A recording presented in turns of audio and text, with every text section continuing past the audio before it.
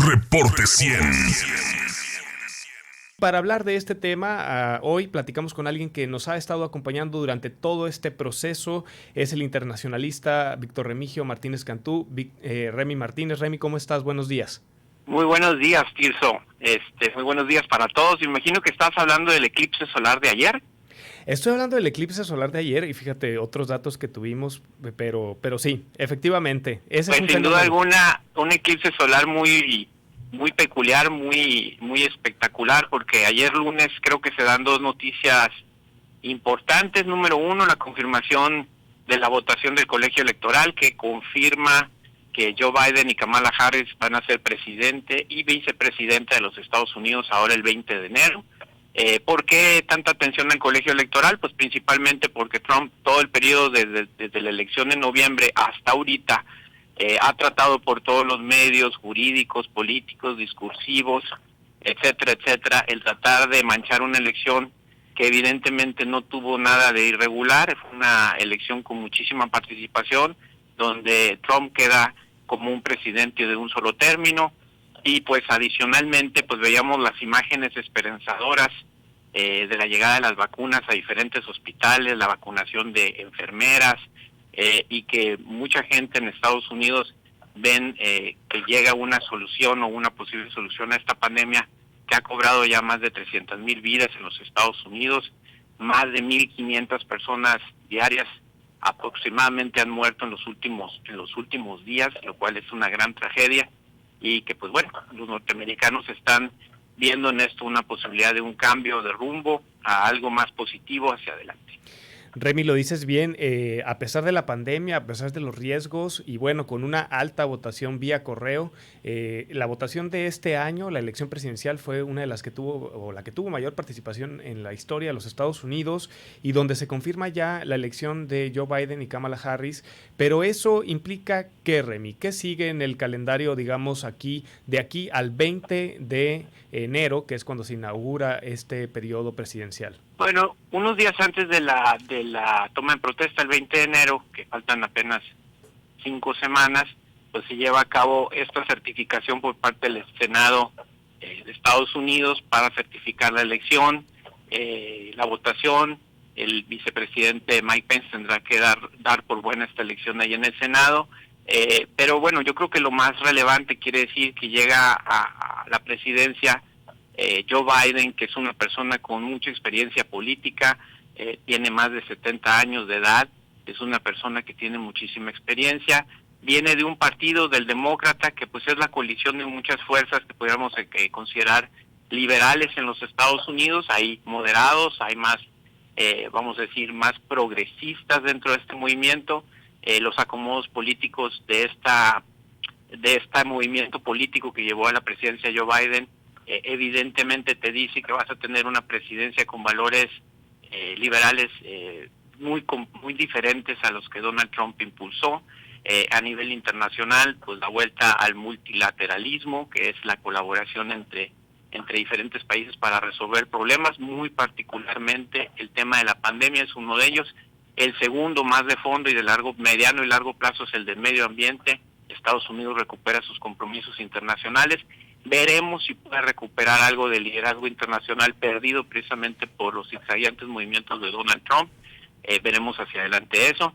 Y una agenda evidentemente basada en valores como la democracia. Y ayer que escuchábamos el discurso, una vez que el colegio electoral certifica la victoria de Joe Biden, vimos a Joe Biden ahora sí crítico de Donald Trump por la intentona de tumbar el concepto democrático de los Estados Unidos, llamar la elección arreglada, y pues ir en contra un poco de esos principios democráticos. Creo que los derechos humanos también tienen una bocanada de aire fresco, nuevo, para reinstalarse como un valor importante en el mundo. Y bueno, quienes coincidimos quizá con esa visión del mundo, pues vemos esto como algo muy positivo. Claro, Joe Biden reconoce que hay división en su país, reconoce que hay puntos de vista diferentes, y yo creo que Joe Biden, con su experiencia y su edad, creo que tienen la consistencia para reducir esa fricción. Remy, en 2016 y en 2020 digamos que las opciones no fueron muy distintas en el sentido de que había un candidato antisistema o anti-establishment, que era el presidente Donald Trump en 2016 candidato, luego presidente en 2020. Y bueno, esto fue algo que pesó mucho para Hillary Clinton en 2016 y que Joe Biden se decía, o bueno, tal vez como apreciación personal, que no emocionaba mucho, pero bien dices, en los días recientes, antes de que esta sesión del colegio electoral se diera, Joe Biden fue revelando algunos de los perfiles que llegan con él al gabinete presidencial, que van a acompañarlo por los próximos 4 años. ¿Y qué perfiles destacarías? ¿Qué te ha parecido interesante? Y sobre todo pensando precisamente pues, en la relación que tendremos nosotros con los Estados Unidos como con un nuevo gobierno demócrata. ¿Qué perfiles destacas y cómo crees que será esta relación? Pues yo creo que aquí en el fondo, Tirso, creo que regresa a esta visión liberal de reconocer a la ciencia como punto de partida en la toma de decisiones sociales. O sea, o lo que es lo mismo, alguien diría por ahí, el regreso de la tecnocracia al gobierno, ¿no? El regreso de funcionarios que han estudiado, que se han preparado, que tienen visión técnica importante y que quieren corregir el rumbo que Donald Trump ha puesto estos últimos 4 años. Entonces esa sería la primera característica. También veo a muchas mujeres reincorporándose no solamente al equipo cercano de comunicación de Joe Biden, vamos a tener a la primera Puras mujer mujeres, vicepresidenta, ¿no? Kamala Harris, y también a la próxima secretaria de Estado, que también será mujer y que le imprimirá un sello especial. Ahora, hacia adelante, pues claro que hay presiones de diferentes tipos para incluir perfiles más progresistas en diferentes carteras. Veremos cómo Joe Biden acomoda esto. Su estrategia ha sido dar anuncios por paquetes, ¿no? Pequeños, tratando de sondear el campo, viendo la reacción del público, viendo que casi ninguno de sus nombramientos ha tenido un problema. Muchos de ellos van a tener que pasar por la confirmación del Senado. Pero sí, sin duda, personajes como Alejandro Ocasio, que quizás es a la que te refieres tú, pues va a buscar impulsar temas importantes. ¿Cuáles son los 3 temas que yo veo hacia adelante importantes del ala más progresista del Partido Demócrata? Uno es el medio ambiente, y creo que ya tienen un aliado claro con Joe Biden y John Kerry como encargado especial, ¿no? De ese nivel. Sí. A nivel presidencial están poniendo personas con experiencia. 2 es el tema que tiene que ver con perdonar la deuda a los estudiantes, y yo creo que ese es un punto súper importante, y creo que ojalá se logre en los Estados Unidos y que para muchos otros países sea un punto de inferencia importante. Y el tercero, creo más difícil, pero que quizá algo se tendrá que hacer, que tiene que ver en cómo cambiar el modelo policial, que como sabrás pues fue punto fundamental de esta elección, con los diferentes ejemplos de abuso policíaco que algunos terminaron en fatalidades, que es muy importante tomar en consideración. Creo que esos 3 puntos están ahí, y creo que sí tienen que ver que se incluyan personajes importantes del movimiento progresista en el gabinete, pero más importante que Joe Biden tome estos como tales. Y creo que Joe Biden llega quizá como un político adecuado para una época tan turbulenta, tan complicada como es estar en medio de una pandemia y la consecuencia económica que viene detrás de ellos. A su edad lo veo un hombre que ya tiene quizá los logros profesionales que quiere, lo veo sólido personalmente, con un matrimonio sólido, con una imagen creíble, su propio estilo afable, una persona que se siente cercano, y que pues veremos hacia adelante cómo se porta con el mundo, porque evidentemente uno de los temas fundamentales hasta ahorita tiene que ver con el acceso a las vacunas, quién va a poder hacerlo.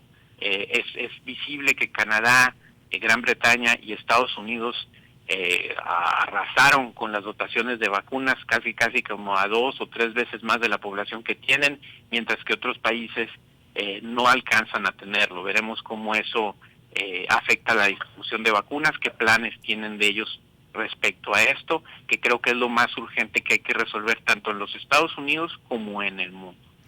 Remy, para finalizar, no sé si traes el dato a la mano, ¿cuántos presidentes de los Estados Unidos no habían alcanzado un segundo mandato?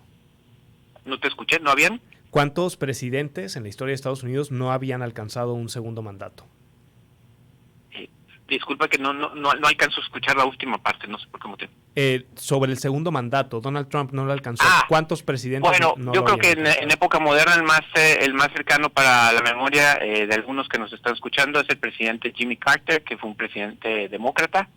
que le tocó tener muchos traspiés en el exterior principalmente, y bueno, ese es uno de los más conocidos que no ha podido. Bill Clinton tuvo 2 términos, Bush Barack padre Obama solamente tuvo 2 tuvo uno, términos, ¿no? y George Bush papá también, sí cierto, todo más cercano, tampoco alcanzó otro republicano que tampoco alcanzó, precisamente porque no pudo hacerle frente a una recesión económica que le pidió más impuestos a los Estados Unidos. Pues veremos qué les espera a los estadounidenses ahora en la era Biden. Muchas gracias.